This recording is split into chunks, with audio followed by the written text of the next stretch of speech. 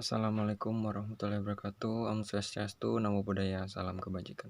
Perkenalkan, nama saya Galang Adilwan dari mata kuliah Hukum Kemaritiman, dosen pengampu Pak Sintong Hutapea. Baiklah, di sini saya akan sedikit menjelaskan tentang tugas 3 yurisdiksi beserta zona-zona delimitasinya. Yang pertama saya akan menjelaskan sedikit tentang pendahuluan dulu. Sebelum terbentuk suatu negara hingga batas-batas laut yang membatasi wilayah antar negara seperti saat ini, laut merupakan wilayah yang tidak dimiliki oleh siapapun. Ada dua pandangan yang mengenai kepemilikan laut, yaitu res nullius, laut merupakan wilayah yang tidak memiliki pemilik, dan karena tidak memiliki pemilik, maka laut dapat dimiliki oleh masing-masing negara. Dari res communis, laut merupakan milik masyarakat dunia, maka dari itu tidak dapat dimiliki oleh suatu negara dan sebagai milik bersama, maka laut harus digunakan untuk kepentingan semua negara. Indonesia adalah negara kepulauan yang sebagian besar wilayahnya terdiri dari lautan. Indonesia juga merupakan negara maritim terbesar di dunia karena memiliki sekitar 17.499 pulau dengan panjang garis pantai 81.000 km dan luas perairannya terdiri dari laut teritorial, perairan kepulauan, dan perairan pedalaman seluas 2, juta kilometer yang tersebar dari Sabang sampai Merauke.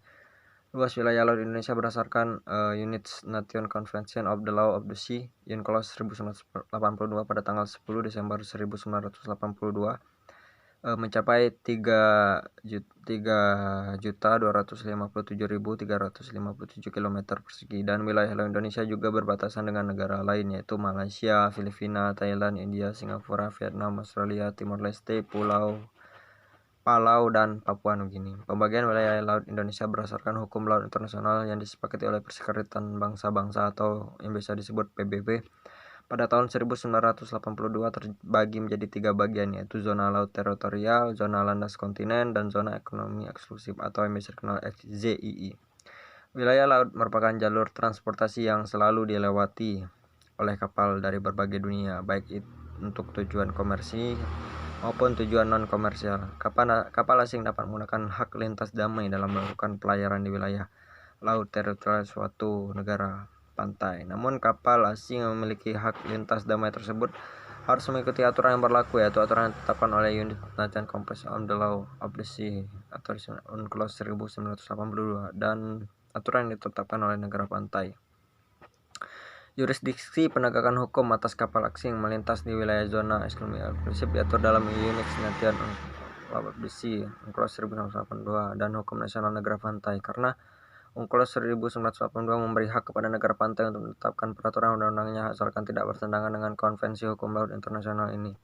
Wilayah zona ekonomi eksklusif merupakan hak berlaut negara pantai, yaitu negara pantai memiliki hak tertentu yang ditetapkan oleh hukum internasional. Di wilayah zona ekonomi eksklusif atau ZII, suatu negara pantai kapal asing dapat melakukan hak-haknya yang telah diatur di dalam Konvensi Hukum Laut Internasional. Jadi apabila dilakukan pelanggaran oleh kapal asing di wilayah zona ekonomi eksklusif suatu negara pantai, maka dalam menerapkan hukuman yang berlaku harus dilakukan peninjauan terlebih dahulu agar tidak salah dalam memberikan hukuman.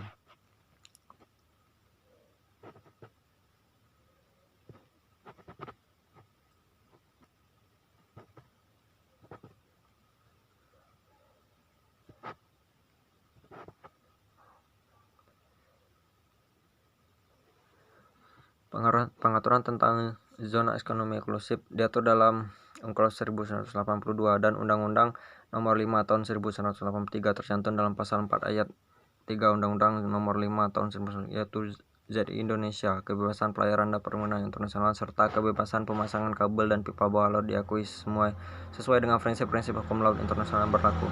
Pelayaran kapal di wilayah zona ekonomi eksklusif di Indonesia dibebaskan, namun harus sesuai dengan perjanjian atau prinsip hukum laut internasional yang sudah ada di zona ekonomi eksklusif. Negara pantai mempunyai hak berlaut untuk tujuan eksploitasi, pengelolaan, dan konservasi sumber kekayaan alam baik hayati maupun non-hayati di ruang air dari kegiatan-kegiatan lainnya untuk eksplorasi dan lainnya, penelitian ilmiah dan perlindungan serta pelestarian lingkungan laut. Jurisdiksi yang berkaitan dengan pembuatan dan penggunaan pulau-pulau buatan, instalasi dan bangunan lainnya, penelitian ilmiah,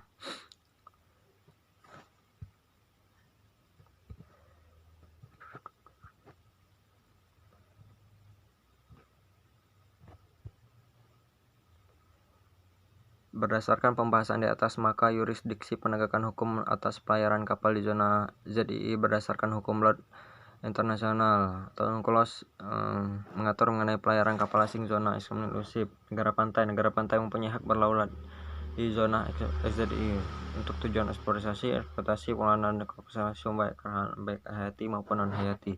Yurisdiksi yang berkaitan dengan pembuatan dan penggunaan pulau-pulau, buatan, instalasi dan lainnya, penelitian limbah dan pendulungan serta pelestarian lingkungan laut. Yurisdiksi penegakan hukum atas pelayaran kapal di ZII berdasarkan hukum nasional Indonesia diatur dalam ratifikasi United Nations of the Law of the Sea UNCLOS 1982 dengan Undang-Undang Nomor 17 Tahun 1985.